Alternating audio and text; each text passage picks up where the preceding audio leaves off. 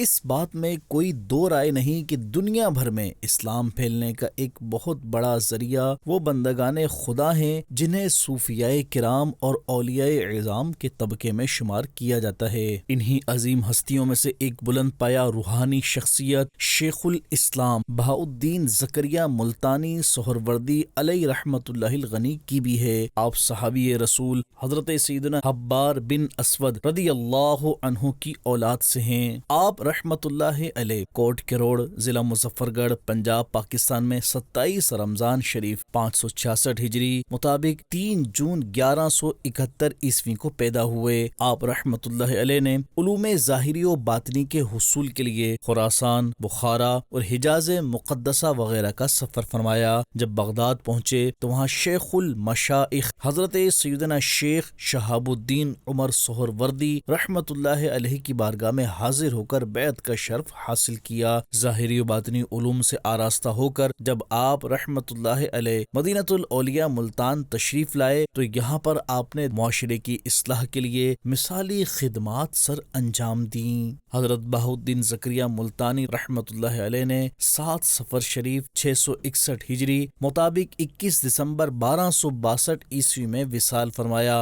اور آپ رحمت اللہ علیہ کا مزار مبارک مدینۃ الاولیاء ملتان پنجاب پاکستان میں زیارت گاہ خاص و عام ہے۔ اللہ پاک کی ان پر رحمت ہو اور ان کے صدقے ہماری بے حساب مغفرت ہو۔